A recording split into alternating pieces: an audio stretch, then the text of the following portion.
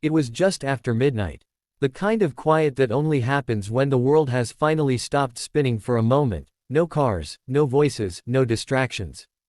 Just the hum of streetlights and the occasional breeze rustling through trees. I remember standing outside on the edge of the backyard, leaning against the wooden railing, watching smoke from my cigarette disappear into the sky. The party inside had started to wind down. Most people were either passed out on couches or whispering in corners, half-drunk confessions slipping out like secrets they'd been holding onto for weeks. I wasn't drunk, not really. Just enough to feel loose, like the weight I usually carried around with me had lifted a little. I didn't come to the party looking for anything specific, no grand plan, no expectations. Just wanted to be somewhere else for a while. Somewhere where I didn't have to think about work, or loneliness, or the way some days felt like they stretched forever without meaning. That's when I saw him. Not in a dramatic, movie-like moment, just across the room, talking to someone else, laughing at something I couldn't hear. He wasn't the loudest guy there, or the most obvious choice for attention. But there was something about him, maybe the way he held himself, calm but not closed off, or the way his eyes seemed to catch every flicker of light like they were always searching for something. I told myself not to stare.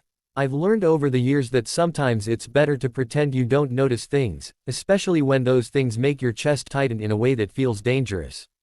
But I couldn't help it. I kept catching glimpses of him between sips of my drink, between conversations with friends who didn't know I was slipping away mentally. And then somehow, we ended up outside at the same time. Neither of us said much at first. Just stood there, side by side, smoking in silence. It was comfortable, which surprised me. Usually, silences feel awkward unless you're with someone who already knows you well. But this one, it felt like breathing. We started talking. Nothing deep at first, just small talk about the music, the weather, how long the night had felt. But then something shifted. Maybe it was the way he looked at me when I made a joke, or the way his voice softened when he asked me a question. We talked about things people usually save for late-night phone calls and therapy sessions. About how hard it is to figure out what you want out of life. About how sometimes, you look at yourself in the mirror and wonder if you're even close to the person you thought you'd become.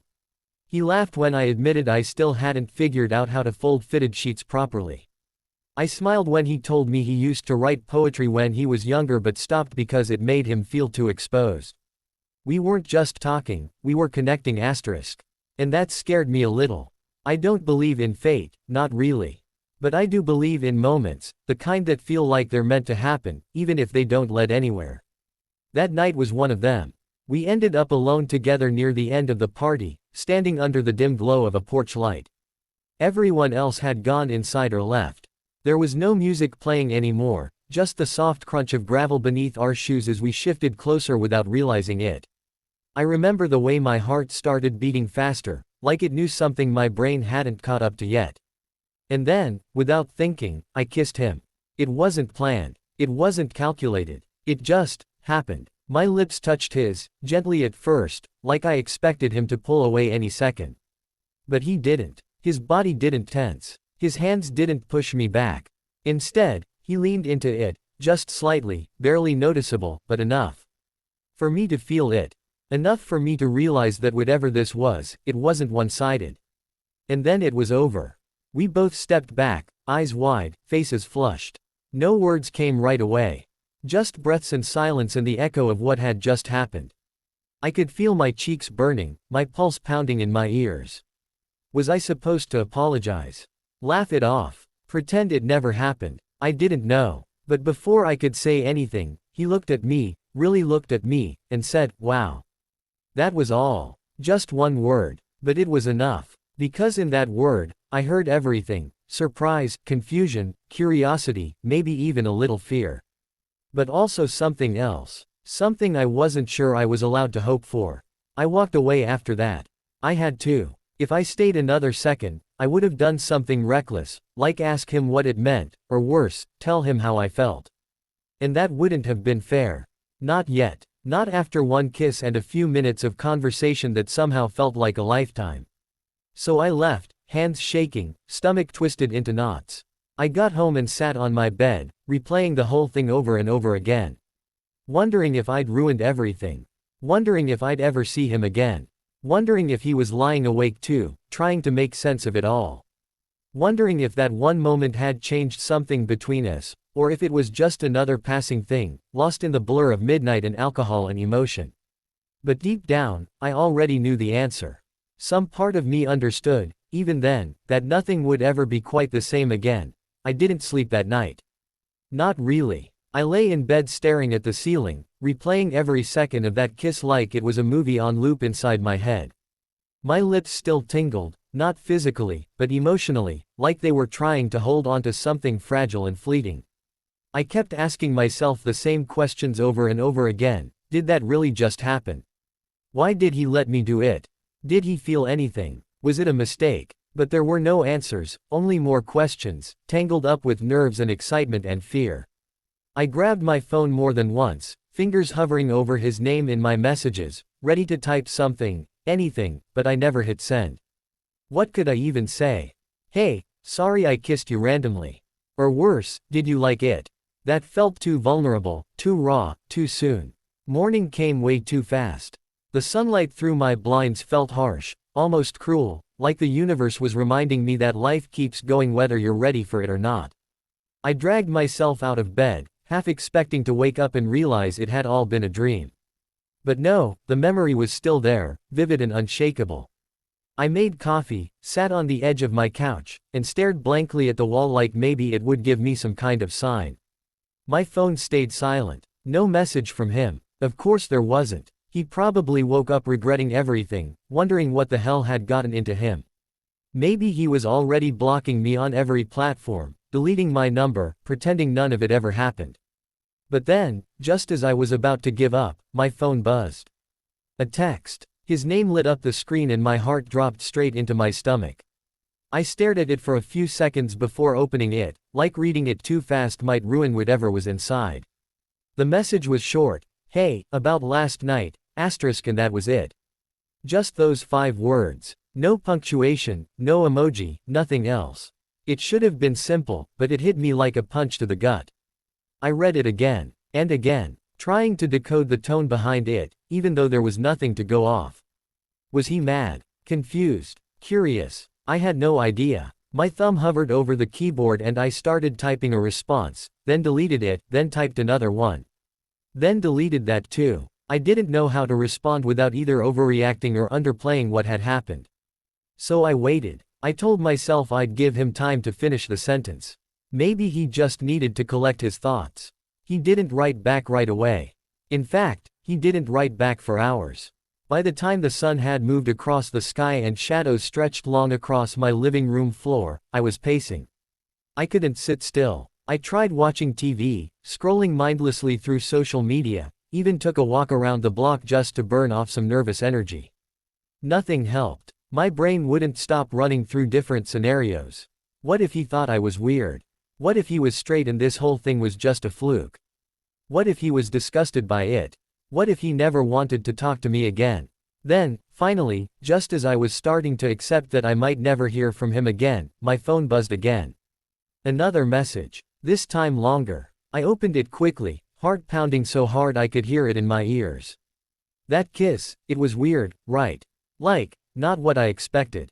I blinked at the screen, trying to process the words. Weird, right, expected. None of them were exactly encouraging, but they weren't angry either. There was something else in there, something hesitant, uncertain. I typed back carefully, trying not to sound desperate or overly eager. Yeah, I guess it was weird, asterisk, I replied. Didn't plan for that to happen. Sorry if it made things awkward. I hit send and immediately regretted it. Too defensive, too apologetic. I sounded like I was trying to erase what had happened instead of owning it. A few minutes later, he responded. Don't be sorry. It wasn't bad. Honestly, I didn't hate it. I read that line 3 times before it fully sank in. He didn't hate it. He didn't hate it. That wasn't exactly a declaration of love or an invitation for a second round, but it was something. Something real. I felt my chest tighten again, that same confusing mix of hope and fear bubbling up inside me. I wanted to ask him what he meant. Did he mean it was just okay? Or did he mean it in the way I hoped, that maybe, just maybe, there was something there worth exploring? But I didn't want to push. Not yet. So I kept it light. Glad to hear it, I wrote. Would have been pretty embarrassing otherwise. We talked a little after that. Small stuff mostly, what we were doing that day, how hungover we both were, whether pineapple belongs on pizza, it does. But the conversation kept circling back to that moment, even when we weren't directly talking about it. Every joke, every pause, every question felt like it was hiding something bigger. And then, out of nowhere, he sent another message. Do you think people can surprise themselves sometimes? I paused. That was a heavy question, especially coming from someone who had just kissed another guy for the first time and admitted he didn't hate it. I knew what he was really asking. He was trying to make sense of it, trying to figure out if what happened between us meant something or if it was just a strange, fleeting thing brought on by late-night emotions and lowered inhibitions. I thought about my answer carefully before replying. I think people surprise themselves all the time, I wrote. Sometimes we don't even realize what we're capable of until it happens. I hit send and waited. For the first time since the kiss, I felt like we were actually talking about it, not avoiding it, not brushing it off like it didn't matter. And even though neither of us had any clear answers, even though we were both clearly confused, I felt something shift between us. Not closure, not understanding, not even clarity. But something. A connection that went beyond just two people sharing a moment. It was like we were both standing at the edge of something new, unsure whether to step forward or turn back. And honestly, I didn't know which one of us was more scared. We agreed to meet in person again, not because either of us had all the answers, but because we both knew there was something lingering between us, something we couldn't ignore, even if we tried. It wasn't about rushing into anything or making declarations we weren't ready for. It was more like, we needed to talk. Really talk. The kind of conversation you can't have over text or through nervous laughter at a party. We needed to sit across from each other, look into each other's eyes, and try to make sense of what had happened that night, and maybe, just maybe, figure out what it meant. I picked the cafe. Small, quiet, tucked away on a side street where the noise of the city felt distant enough to not interfere. I got there early, partly because I wanted to be settled before he arrived, and partly because my nerves were already frayed. I ordered coffee, though I wasn't really drinking it. Just holding the cup gave me something to do with my hands, something to focus on while I waited. My stomach twisted every time the door opened, heart leaping with hope only to drop again when it wasn't him. When he finally walked in, I almost forgot how to breathe. He looked the same soft eyes, same slightly messy hair, same calm energy that made him feel like someone you could trust without knowing why. He smiled when he saw me, small but genuine, and I felt some of the tension in my chest loosen. He sat down across from me, placed his own coffee on the table, and for a moment, we just looked at each other. No words, no distractions. Just two people trying to read everything in each other's faces without saying a word. Then he exhaled, slow and deep, like he was preparing himself for something. Okay, he said finally, voice low, almost hesitant. Let's talk. And so we did. Not about the weather this time. Not about work, or music, or whatever dumb thing was trending online. This was real, honest, raw. I started first, mostly because I felt like I owed him an explanation, not an excuse, not a justification, but something honest. I don't know why I kissed you, I admitted, fingers tightening around my cup. Not in a bad way. I mean, I didn't plan it. I didn't wake up that morning thinking, today's the day I kiss a random straight guy. But when it happened, I don't know. It felt like it meant something. Even if I didn't understand what. He nodded slowly, listening carefully. His expression wasn't judgmental, not even confused, just thoughtful, like he was turning things over in his head. Then he spoke, and his voice was quieter than before. I've never kissed another guy, he said. Never even thought about it seriously. I always assumed I was straight. Like, unquestionably straight. But when it happened, he paused, swallowed, then continued. It didn't feel wrong. That surprised me more than anything. I thought I'd freak out. Or pull away. Or laugh it off. But I didn't. And now I'm stuck wondering what that means. I didn't say anything right away. I let his words settle between us, let them sink in. Because I understood exactly what he meant. There was something strange about kissing someone who didn't fit the mold of what you thought you wanted, especially when it didn't feel like a mistake. It felt like discovering something new about yourself, something unexpected. Something you didn't know you were missing. I think people get too caught up in labels, I said after a moment.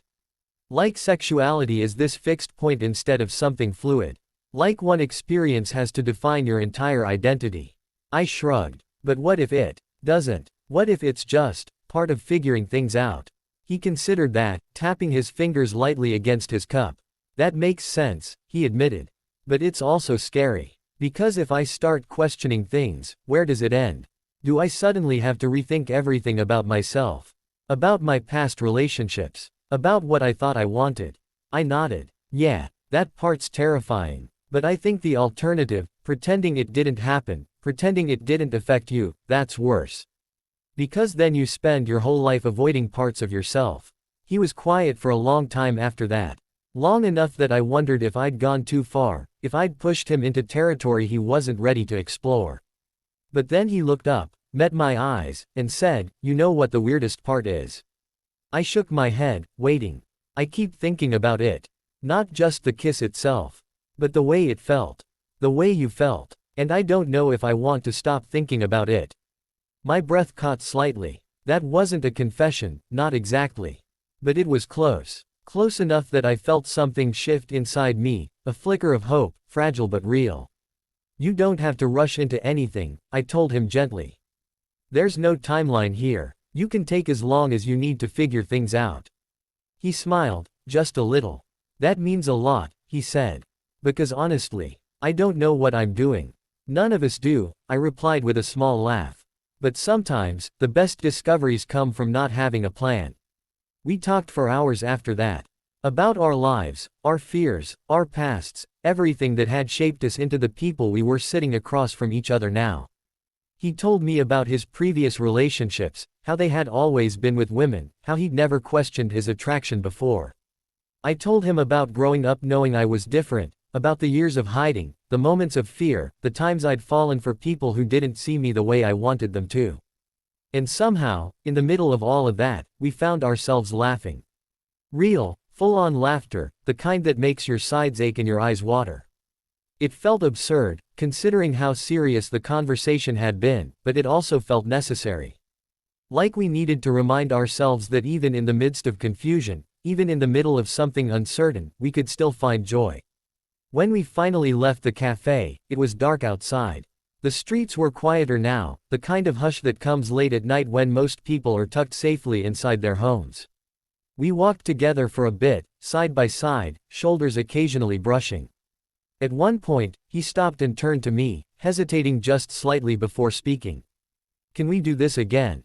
he asked. "Not just the talking. Just being here, with each other." I looked at him, really looked at him, and realized something important. He wasn't running. He wasn't pushing me away or pretending it hadn't happened. He was standing there, asking for more. So I smiled, slow and sure. "Yeah," I said. "I'd like that." And just like that, we weren't just strangers anymore. We were something else entirely, something undefined, something uncharted. But for the first time, that didn't scare me. It excited me. We started talking every day after that. Not in some forced, obsessive way, not like we were suddenly glued to our phones waiting for the next message, but naturally, like it had always been this way and we just hadn't realized it yet. It wasn't about filling silence or making sure there was never a moment where one of us didn't know what the other was thinking. It was more like, we wanted to be there for each other. We wanted to hear each other's voices, read each other's words, understand each other's moods even when they weren't spelled out. At first, the conversations were light. We talked about music, about movies we'd recently watched, about stupid things that happened at work, about the way certain foods reminded us of childhood memories. He told me he used to hate olives until he tried them on pizza one night, and I laughed so hard I almost choked on my coffee. I told him about how I used to sneak into my older cousin's room just to listen to his CDs, pretending I was some kind of secret music critic. We shared these little pieces of ourselves, bits and pieces that didn't seem important on their own, but together, they started forming something bigger, something real. As the days passed, though, the conversations deepened. We stopped skimming the surface and started diving in. One night, after a long day at work, I found myself typing out a message I hadn't planned on sending. I think I'm starting to really like you, asterisk I wrote, fingers hovering over the send button like it might burn me if I actually hit it. But I did. And instead of panicking or shutting down, he replied with something that made my chest tighten. I think I already knew that. And I don't hate the idea as much as I thought I would. Asterisk. That should have scared me, the uncertainty in his voice, the way he still felt the need to qualify his feelings. But instead, it made me feel closer to him. Because I understood. I knew what it was like to stand on the edge of something new and terrifying, to look down and wonder if you're going to fall or fly. And I respected him for not pretending to have all the answers. He wasn't rushing into anything, wasn't forcing himself to label what we were. He was just letting it happen. And that was enough. He started opening up more, too. He told me about his past relationships, not just the ones that worked, but the ones that didn't. He admitted that most of them ended because he didn't know how to talk about his emotions, that he used to think being strong meant staying quiet. I always thought vulnerability was weakness, he said one night, voice low, almost hesitant. But now I'm realizing it takes a lot more courage to let someone see you than to keep hiding. I didn't say anything right away. I just listened. Let his words settle between us like something fragile, something sacred. Then I replied, soft and honest, you're not hiding anymore. That takes strength. He didn't respond immediately, but a few minutes later, I saw the typing bubble appear again. Then, finally, he sent one word, thanks. Asterisk. It wasn't dramatic, not in the way movies make it seem. There was no grand declaration, no sweeping gesture, no music swelling in the background. Just two people slowly building something from nothing, piece by piece, word by word. And maybe that's what made it feel so real, because it wasn't rushed. It wasn't forced. It was just happening. One night, he called me. Not a text, not a voice note, an actual phone call. My phone rang, and I almost didn't answer it because I was so surprised. When I did, his voice came through the speaker softer than usual, like he was testing the waters. Hey, he said, do you mind if we talk for a bit? Not at all, I replied, smiling without meaning to. I was just about to send you a meme about raccoons stealing food again. He chuckled. Of course you were. We ended up talking for hours. The kind of late-night conversation that makes you forget what time it is, that makes you lose track of everything except the sound of the person's voice on the other end. He told me about a dream he'd had the night before, something strange and surreal, involving a train station and a locked door he couldn't open. I told him I'd had dreams like that before, moments where your subconscious seems to be trying to tell you something you're not quite ready to hear. And then, out of nowhere, he asked, have you ever felt like you were standing in front of a door, knowing that once you open it, nothing will ever be the same again? I paused, considering his question carefully. Yeah, I said quietly. All the time. There was a long silence on the line, not awkward, just thoughtful. Then he spoke again, slower this time. I feel like I'm standing in front of one right now. I didn't push him, didn't ask what door he meant, or whether he was ready to open it. I just said, then take your time. You'll know when the moment feels right. He exhaled softly, like he'd been holding his breath. Thank you, he whispered, for being patient with me. I smiled, even though he couldn't see it. Always. After that night, something shifted. Not dramatically, not instantly, but there was a difference. A warmth in his messages, a confidence in his words. He still had questions, still had fears, still wasn't sure where any of this was going. But he wasn't running from it anymore. He was leaning into it. A few days later, he suggested we meet again. Not just to talk, not just to sit across from each other and dissect our thoughts and feelings like we were trying to solve some kind of mystery. This time, he wanted to try something else. Can we try again? He asked. Just once. No pressure. Just see what happens. I didn't hesitate. Only if you're sure. I'm not, he admitted. But I want to be. So we met again. Same cafe, different energy. This time, there was no nervousness, no hesitation. Just two people who had spent enough time getting to know each other to know that whatever this was, it wasn't just a passing thing. When we kissed this time, it was different. Slower. More intentional. No alcohol, no party noise, no distractions. Just us. Just lips meeting, hands brushing, hearts beating a little faster than usual. And this time, neither of us pulled away. Because this time, we both wanted it. And that changed everything. I had to tell someone. Not because I needed permission, not because I was looking for validation or approval, but because the weight of everything we were building together had become too much to carry alone. There's something about loving someone who doesn't yet fully understand what they're feeling that makes you feel like you're walking a tightrope between joy and fear. And sometimes, when your heart is racing with emotions you can't quite name, you need someone to remind you that what you're feeling is real, that it matters. So I told my best friend first. We were sitting at our usual spot in the corner booth of a small diner that never seemed to close, sipping coffee that was lukewarm at best but somehow still comforting. She knew me well enough to recognize the look on my face before I even said anything. "You've got that look," she said, narrowing her eyes slightly as if trying to read my thoughts. "The one where you're either about to confess something huge or jump off a bridge." I laughed, though it came out more nervous than I intended. "It's not that dramatic," I said, even though I knew it kind of was. She leaned forward, resting her elbows on the table. "Try me." And so I did. I told her everything, from the moment we met at that party, to the kiss under the porch light, to the conversations that followed, the late-night calls, the second kiss that changed everything. I told her how he was still figuring things out, how he wasn't sure what any of this meant, how he didn't have all the answers but kept coming back anyway. I told her how I felt like I was falling, slowly and surely, even though I knew there were no guarantees. Even though I knew he might not end up in the same place I did. When I finished, she just sat there for a moment, processing everything. Then she reached across the table and took my hand, squeezing it gently. "You really like him, huh?" she asked softly. I nodded, almost embarrassed by how true that was. "Yeah," I admitted. "I do." She smiled then, warm and knowing. "Then don't let fear stop you from seeing where this goes." That conversation gave me strength. It reminded me that what I was feeling wasn't something to be ashamed of, that wanting to share this part of my life with someone didn't make me weak. So I kept talking, not loudly, not publicly, not in a way that forced anyone else's attention, but carefully, intentionally. I told my sister next, choosing a quiet evening when we were both home alone watching some random show neither of us were really paying attention to. I waited until the credits rolled, then turned to her and said, "Hey, I think I'm dating someone." She looked surprised, but not in a bad way.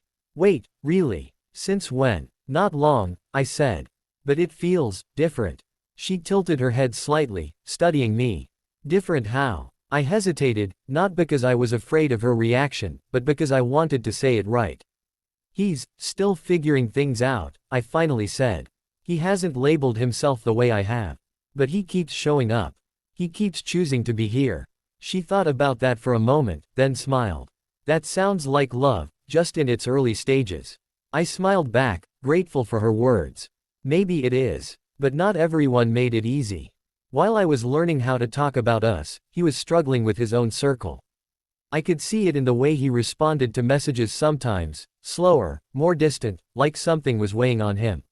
One night, after we'd been quiet for a while, he sent me a message that felt heavier than usual. "I told someone." Asterisk. I paused, reading it again.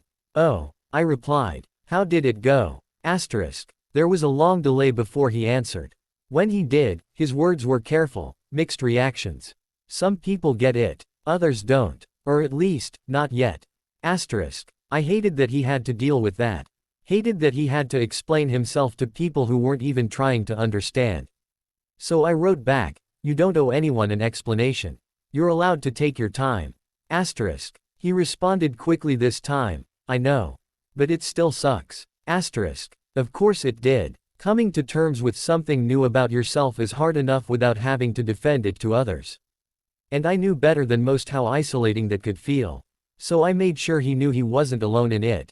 I sent him a voice note later that night, just my voice saying, "You're not broken. You're not wrong. You're just discovering something new. And I'm right here with you." Asterisk. He didn't respond immediately, but the next morning, I saw that he'd listened to it multiple times. Still, I could feel him pulling back a little. Not completely, never completely, but enough that I noticed. He started going silent for longer stretches. His replies became shorter, less frequent. And when we talked, there was a hesitation in his voice, like he was holding something back. I didn't push. I gave him space, even when it hurt. Because I knew what it was like to need time to process, to sort through emotions that didn't fit neatly into boxes.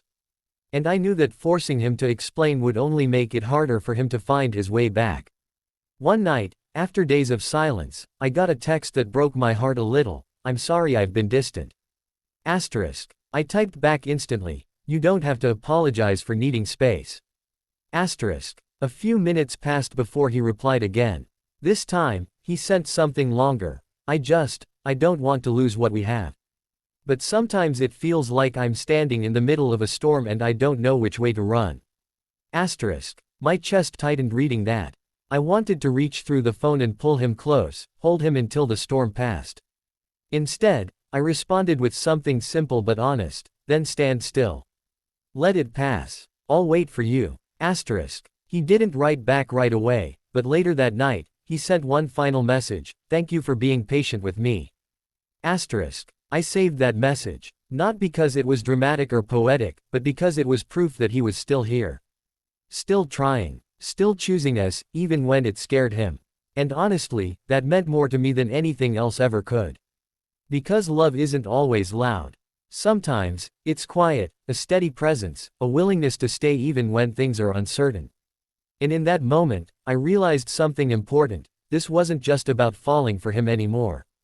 It was about walking beside him through everything, even the parts that scared us both. The more I let myself fall for him, the more terrifying it became. It wasn't just that he was still figuring things out, it was that I knew, deep down, there was no guarantee he'd end up in the same place as me.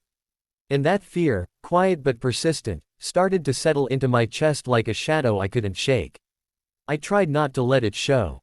I kept smiling when we talked, kept laughing at his jokes, kept showing up the way I always had. But inside, I was unraveling. I found myself imagining all the ways this could go wrong. What if he decided this wasn't what he wanted after all? What if he woke up one day and realized he was never meant to be with someone like me? What if he walked away and left me standing here alone, holding onto something that had already slipped through my fingers? It didn't help that he had been distant lately. Not entirely gone, never completely gone, but definitely not fully here either. He would reply to my messages with short, vague answers. Sometimes hours would pass without a word. Other times, he'd send something sweet, a song link, a meme, a simple, "I miss talking to you," and it would light me up like I'd been waiting for permission to feel hopeful again. But then he'd disappear once more, and the cycle would start over. I told myself not to panic. Told myself he was just going through something, that he needed time, that I shouldn't read too much into it. But how could I not? When your heart starts depending on someone else's presence, their absence feels like a warning. Like maybe they're already preparing to leave. One night, after days of silence from him, I finally broke. I sat on my bed, phone in hand, staring at the last message he'd sent. A simple, "Hey," asterisk from 2 days ago that I hadn't responded to because I didn't know what to say.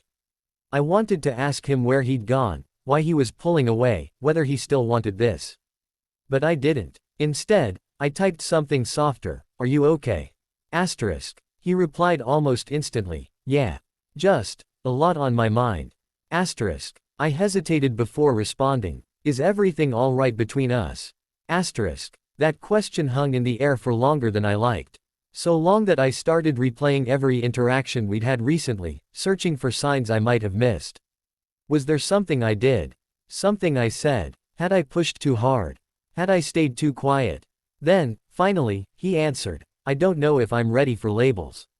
Asterisk. I read those words over and over again, trying to understand what he meant beyond the surface. Labels. That one word carried so much weight. Did he mean he wasn't ready to call us a couple? Did he mean he wasn't sure what we were anymore? Did he mean he wasn't ready to admit, even to himself, that this was real? I swallowed the lump in my throat and typed back carefully, "You don't have to be.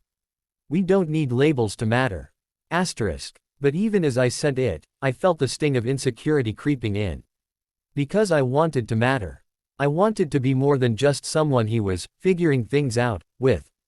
I wanted to be the person he chose, not just the person he hadn't ruled out yet. After that, things shifted again. He started talking more, opening up more, but there was still a distance between us, not physical, not even emotional, but something deeper. A hesitation. A fear of moving too fast. I respected that. I really did. But respecting it didn't stop me from feeling like I was walking on glass every time I reached out to him, afraid that one wrong move would shatter whatever fragile thing we were building together. And then, one night, it happened. The worst kind of silence. The kind that doesn't feel intentional, but instead feels like abandonment. He stopped responding altogether. No texts, no calls, no replies. Just nothing. For days. And this time, I couldn't convince myself it was just him needing space. This time, it felt like something else. I spiraled. Of course I did. My brain went straight to the worst-case scenario, that he had made a decision, that he was done, that he was trying to let me down gently by disappearing instead of saying it outright. I reread our old conversations, looking for clues, for signs that he had been pulling away slowly and I just hadn't noticed. I replayed the last time we spoke, wondering if I had said something wrong, if I had made him feel pressured or overwhelmed. I hated how much power he had over my emotions. Hated how much I missed him even though I wasn't sure if he was still mine to miss. Then, just when I was starting to accept that maybe this was over, my phone buzzed. His name lit up the screen. I stared at it for a moment, heart pounding, before opening the message. "I'm scared," he wrote. "But not of you. Of what this means." I read it again, then again, and again. Relief crashed over me like a wave, washing away some of the fear that had built up inside me over the past few days. He hadn't left. He was still here, still trying, still struggling, yes, but not gone. I responded slowly, choosing each word with care, then let's take it slow. As slow as you need. I didn't expect an immediate reply. Didn't expect anything grand or dramatic. Just wanted him to know that I wasn't going anywhere. That I would wait for him, even if it meant waiting in silence sometimes. And then, later that night, he called me. Not a text, not a voice note, an actual phone call. I answered it quickly, my voice softer than usual when I said, "Hey." There was a pause on the other end before he spoke. "I'm sorry," he said quietly. "For disappearing. You don't have to apologize," I told him. "I get it. It's a lot." He exhaled, like he'd been holding his breath for days. "It is," he admitted. "And I keep thinking about how unfair it must feel for you. Like you're giving everything while I'm still holding back pieces of myself." I shook my head, even though he couldn't see me. "You're not holding back. You're just being honest. That takes courage." He was quiet for a moment, then said, "I don't want to lose you." My chest tightened at his words. "You won't," I promised. "I'm right here." We talked for a long time that night.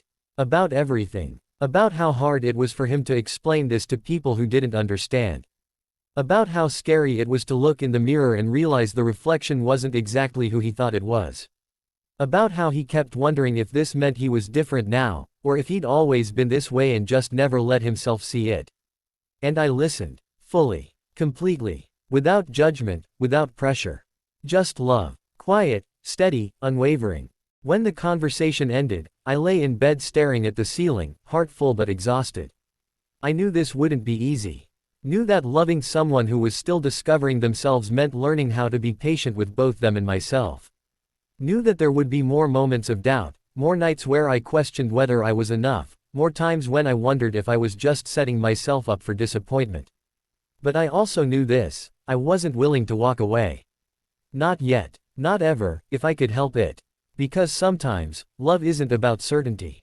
Sometimes, it's about choosing to stay even when everything feels uncertain. Even when you know the person you care about might not be able to give you all the answers right away. And that was enough for me. For now. He finally looked me in the eye and said it. Not through a text, not during one of our long, late-night phone calls where we danced around emotions without ever fully stepping into them. He said it face to face, under the soft glow of string lights at a little outdoor cafe we'd started coming to often. Like it had become our place, even though neither of us had officially claimed it as such. "I think I'm falling for you," he said, voice quiet but steady. His eyes didn't waver. He didn't look away or try to soften it with humor or hesitation. Just those words, simple and true, landing between us like something sacred. I didn't respond right away. I couldn't. My heart was pounding so hard I could feel it in my ears, my throat tight with emotion I hadn't been ready for. I had waited for this moment longer than I wanted to admit, had replayed it in my head 100 different ways, imagined how I would react if he ever reached this point. But now that it was real, all I could do was sit there, staring at him, letting the weight of what he'd just said settle over me like a warm blanket on a cold night. Then I smiled. Slowly, carefully, like I was afraid breaking into a full grin might scare him off. You think? I asked, teasing just enough to lighten the air. He laughed, shaking his head slightly. Okay, he corrected himself. I know I'm falling for you. That time, I couldn't stop the smile from spreading across my face. It felt like something inside me had shifted, like a puzzle piece I hadn't realized was missing had finally clicked into place. I reached across the table and took his hand, fingers brushing over his knuckles before settling into a gentle grip. It's about damn time, I said, voice softer now, more honest. He squeezed my hand lightly, returning the smile. And in that moment, everything made sense. We weren't perfect. Hell, we were far from it. We still had questions, still had moments of doubt, still struggled with how to explain ourselves to people who didn't understand. But none of that mattered right then. Because for the first time since that midnight kiss changed everything, we were both standing in the same place. No confusion, no hesitation, just two people who had found their way to each other through uncertainty and fear and came out the other side holding on tighter than ever. After that night, things changed in the best possible way. He stopped second-guessing himself. He stopped pulling back when things got too intense. Instead of disappearing when emotions ran high, he leaned into them. He started opening up more, not just to me, but to others too. He told his closest friend everything, about the kiss, about the conversations, about how he had spent months trying to figure out who he was and where he stood. The reaction wasn't exactly what he hoped for. Some confusion, some awkward silence, a few questions that probably stung more than he let on, but he didn't shut down after it.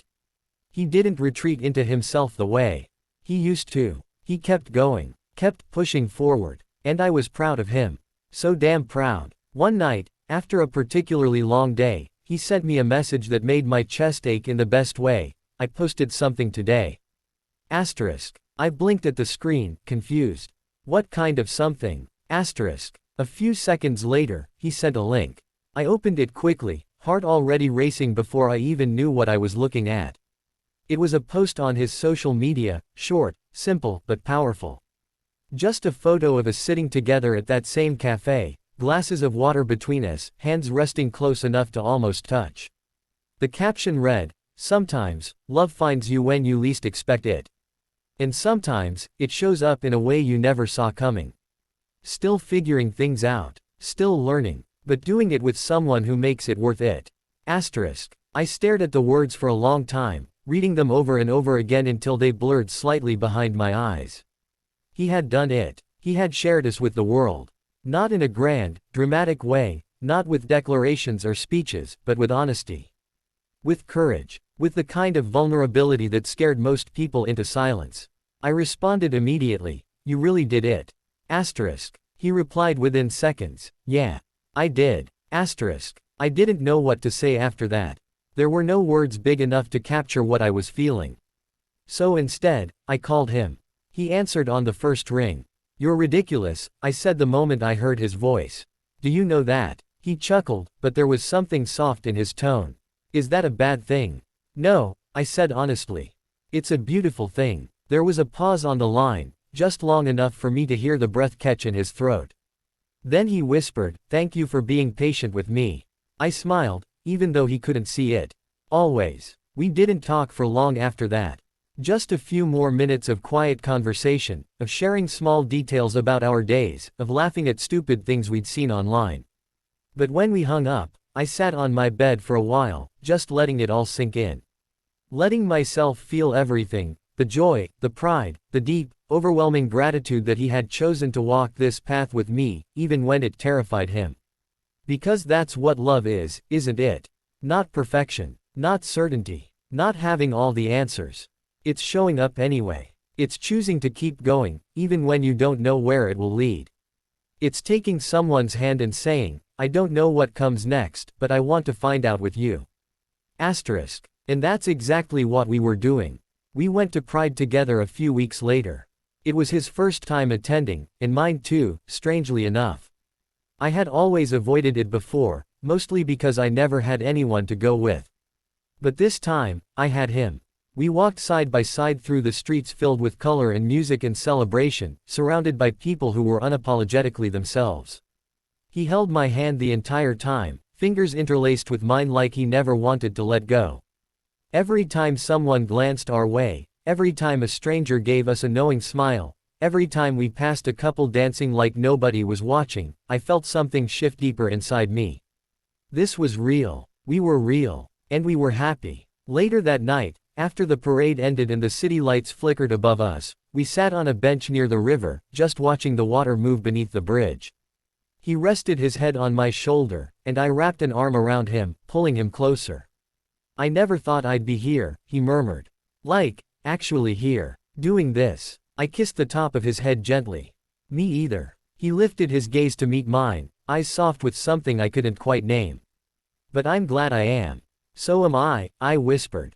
And then, without another word, he leaned up and kissed me, slow, sweet, full of everything we had been through to get to this moment. No hesitation, no fear, just love. We stayed like that for a while, wrapped in each other's arms, watching the stars blink into existence above us. And as I held him, I realized something important.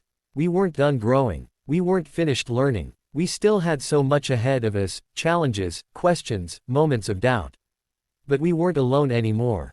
We had each other. And that was enough. More than enough. It was everything. Love doesn't always make sense.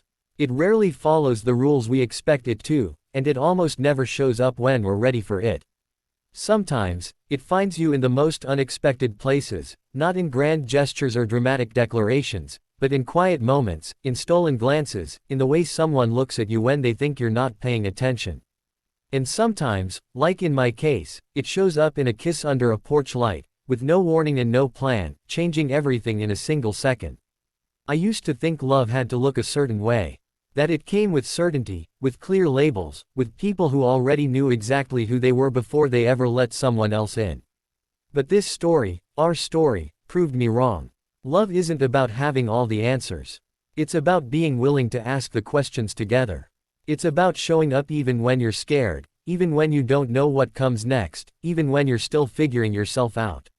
What happened between us wasn't just about two people falling for each other. It was about identity, about growth, about learning that it's okay to change, to question, to evolve. It was about realizing that love isn't something you can box into neat little categories. It's fluid, it's messy, it's beautiful in its imperfection. And sometimes, it starts with something as simple as a kiss you didn't plan, from someone you didn't expect. I remember thinking, after that first kiss, that I had ruined everything. That I had pushed too hard, gone too fast, crossed a line that couldn't be uncrossed. But now, looking back, I see how necessary that moment was. How it opened a door neither of us knew we needed to walk through. How it led us here, to something real, something worth holding onto, something built on trust, patience, and understanding. There were so many times I wanted to give up. So many nights where I lay awake wondering if he would ever feel the same way, if he would ever stop pulling away long enough to realize that he didn't have to run from this. There were days when I questioned whether I was setting myself up for disappointment, whether I was investing too much into something that might not last. But then there were also moments, small, quiet moments, that reminded me why I kept going. A text message saying, "I miss talking to you." A late night call where we talked until the sun came up. A hand held tightly under the stars. A post shared online, finally telling the world that we were real. And maybe that's what made this story different. Not because it was perfect, because it wasn't. Not because everything went smoothly, because it absolutely did not. But because we chose each other, over and over again, even when it was hard. Even when we didn't know what we were doing. Even when we had to learn how to love without knowing exactly what that meant yet. I've learned so much from this journey. About patience. About courage. About the importance of giving people space to grow without forcing them into boxes they're not ready to fit into. About the beauty of watching someone discover parts of themselves they never knew existed. And most importantly, about the strength it takes to love someone who is still becoming who they are. If there's one thing I hope people take from this story, it's that love doesn't have to follow a timeline. You don't have to know everything right away. You don't have to rush into labels or declarations. You don't have to have your entire life figured out before letting someone in. All you need is the willingness to try, the courage to stay even when things get confusing, and the heart to believe that maybe, just maybe, what you're feeling is worth exploring. To anyone out there who's been afraid to fall for someone because they weren't sure what it meant, to anyone who's been told they're too much, or not enough, to anyone who's ever questioned their place in a world that tries to define them before they can define themselves. You are not alone. Your feelings are valid. Your journey is real. And your love, however it looks, whenever it arrives, is worth every uncertain step it takes to find it. This story started with a kiss. But it ended with something much bigger than that. It ended with acceptance. With growth. With two people who found each other in the middle of their own confusion and decided to keep walking forward together. And if you've made it this far, if you've listened to our story from start to finish, I want to say thank you. Thank you for being here. For hearing us out. For believing in the kind of love that doesn't fit neatly into boxes, but still deserves to be seen and celebrated.